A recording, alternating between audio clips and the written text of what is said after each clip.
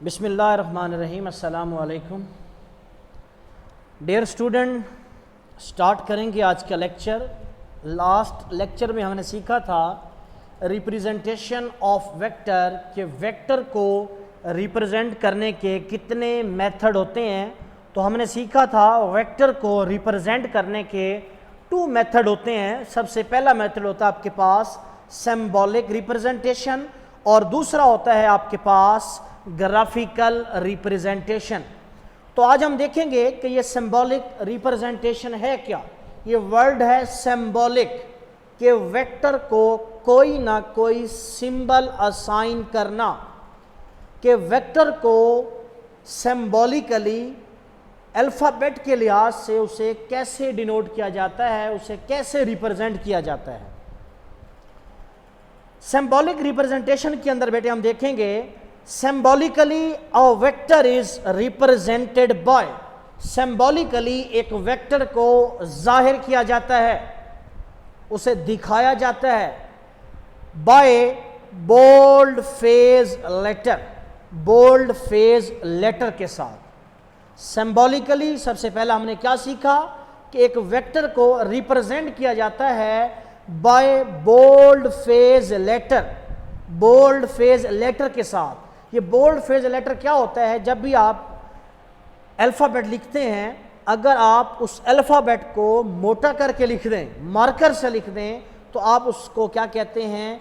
आप उस राइटिंग को बोल्ड फेज लेटर राइटिंग कहते हैं। कि हम इसमें क्या करते हैं, हम किसी भी अल्फ़ाबेट को मोटा करके लिख देते हैं। नॉर्मली जिस तरह आप पेन के साथ लिखते हैं या आप लाइट लेटर लिखते हैं, अगर आप उसी लेटर को, उसी अल्फ़ाबेट को आप मार्कर से लिख दें तो वो क्या बन जाता है? वो बोल्ड फेज लेटर बन जाता है। उसके बाद एरो ड्रॉन अबव और बिलो द लेटर।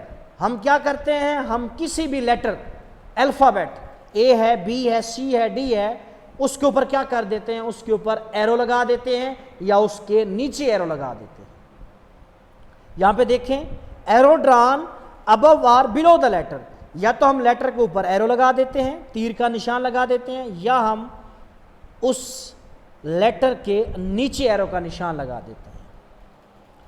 इसी तरह अ बार ड्रॉन अबव और बिलो द लेटर। या हम क्या कर सकते हैं?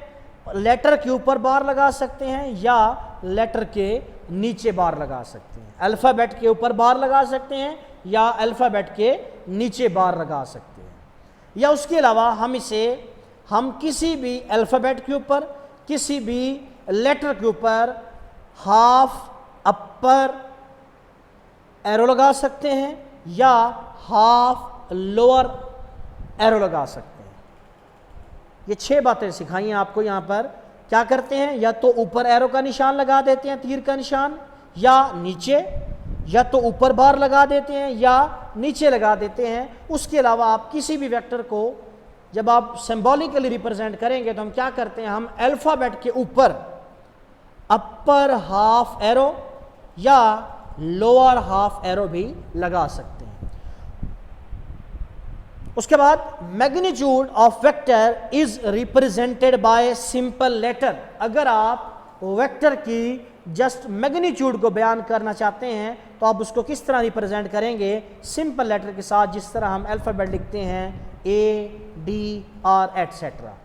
और मैग्नीट्यूड को रिप्रेजेंट करने का एक और भी तरीका होता है कि जिस तरह आपके पास एक वेक्टर लिखा हुआ है, आप उसके गिर्द क्या कर दें? आप उसके गिर्द पैरेलल लाइंस लगा दें।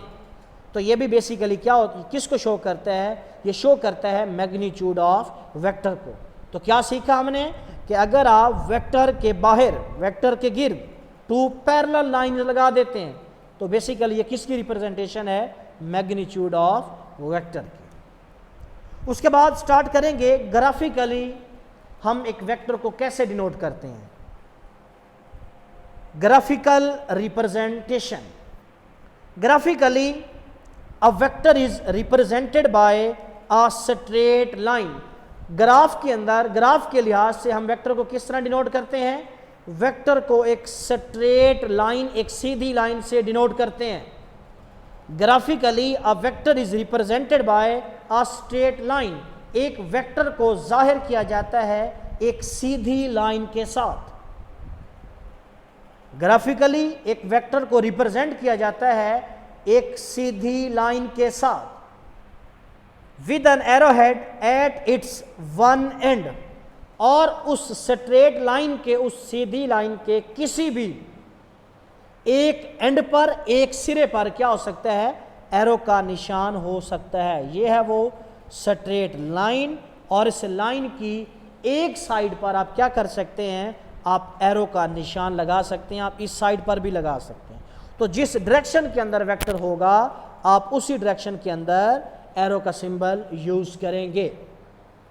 उसके बाद वो कहता है कि लेंथ ऑफ लाइन, अब इस लाइन की जितनी लेंथ है यहां तक, रिप्रेजेंट वो बताती है मैग्नीट्यूड ऑफ वेक्टर, कि जितनी उस लाइन की लेंथ होगी वो बेसिकली क्या होगी, वो वेक्टर की मैग्नीट्यूड होगी। क्योंकि हमें मालूम है वेक्टर को जब भी आप कंप्लीटली डिस्क्राइब करते हैं तो आपको दो चीज़ें बताना ज़रूरी होता है, एक मैग्नीट्यूड और एक डायरेक्शन। तो मैग्नीट्यूड किस तरह, लेंथ ऑफ लाइन से। अगर आप डायरेक्शन भी साथ बताना चाहते हैं, एंड एरो हेड और तीर का जो निशान होगा रिप्रेजेंट, वो बयान करेगा, बताएगा, जाहिर करेगा, दिखाएगा क्या, द डायरेक्शन ऑफ वेक्टर, कि वेक्टर की डायरेक्शन इस सिमत में है।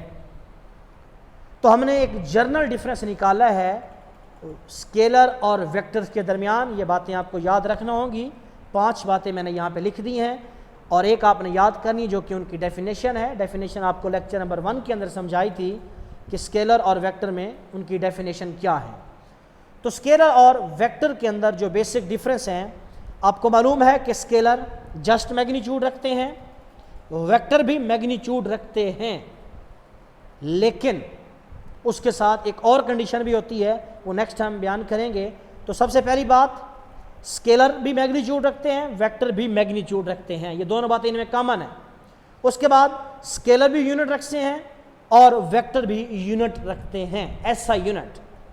तो दो चीज़ें कॉमन हैं, स्केलर भी मैग्नीट्यूड रखते हैं, वेक्टर भी मैग्नीट्यूड रखते हैं। स्केलर भी यूनिट रखते हैं, वेक्टर भी एसआई यूनिट रखते हैं।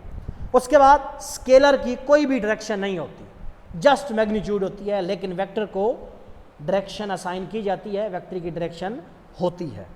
उसके बाद आप स्केलर को ऐड कर सकते हैं, सब्ट्रैक्ट कर सकते हैं, मल्टीप्लाई कर सकते हैं, लेकिन कौन से रूल्स यूज करके, बाय अरिथमेटिक रूल्स। जिस तरह हम सिंपल एडिशन भी करते हैं, मल्टीप्लिकेशन करते हैं, 2 + 2 that is equal to 4, 3 + 3 is equal to 6। इन रूल्स को, इस तरह की जब आप मल्टीप्लिकेशन, एडिशन या आप सब्ट्रैक्शन करते हैं तो आप इन्हें कहते हैं अरिथमेटिक रूल्स। लेकिन वेक्टर के केस के अंदर क्या होगा, आप वेक्टर को ऐड भी कर सकते हैं, सब्ट्रैक्ट भी कर सकते हैं, मल्टीप्लाई भी कर सकते हैं, लेकिन आम तरीकों से नहीं, अरिथमेटिक रूल से नहीं, बल्कि बाय ग्राफिकल मेथड यूज करके, ग्राफ के जरिए आप इन्हें ऐड भी कर सकते हैं, सब्ट्रैक्ट भी कर सकते हैं और मल्टीप्लाई भी कर सकते हैं। उसके बाद 2 स्केलर कैन बी डिवाइडेड, आप 2 स्केलर को डिवाइड कर सकते हैं। 6 / 3, 6 is a scalar, also 3 is a scalar, तो आंसर आता है 2। But 2 vector can not be divided, आप 2 वेक्टरों को डिवाइड नहीं कर सकते। और लास्ट है, हमें मालूम है कि स्केलर को आप क्या करते हैं, लाइट लेटर या सिंपल लेटर, जिस तरह ए है, डी है, ए है, इनसे जाहिर करते हैं, लाइट लेटर यूज करते हैं। लेकिन वेक्टर को किस तरह डिनोट किया जाता है, वेक्टर को आप बोल्ड फेज लेटर से डिनोट करते हैं, या एरो ड्रॉन अबव और बिलो द लेटर, वो मैंने आपको पहले भी सिखा दिया है। तो ये थे इन दोनों के दरमियान difference between scalar and vector. MCQs के लिहाज से इंपॉर्टेंट हैं, तो आपसे कोई भी सवाल किया जा सकता है इनके मुतल्लिक। अगर आप ये लेक्चर चैप्टर नंबर 2 के लेक्चर आप YouTube पर सुनना चाहते हैं तो उसके लिए आप YouTube जाएंगे और YouTube पर आप सर्च करेंगे, लेक्चर का नाम लिखेंगे पोजीशन वेक्टर, क्योंकि वो भी अपलोड हो चुके हैं, या आप लिखेंगे scalar and vector definition physics with Kamran Khan, या आप लिखेंगे representation of a vector physics with Kamran Khan, तो आपको ये लेक्चर वहाँ पे भी मिल जाएंगे। तो मिलते हैं इंशाल्लाह नेक्स्ट लेक्चर के अंदर। अल्लाह हाफिज़।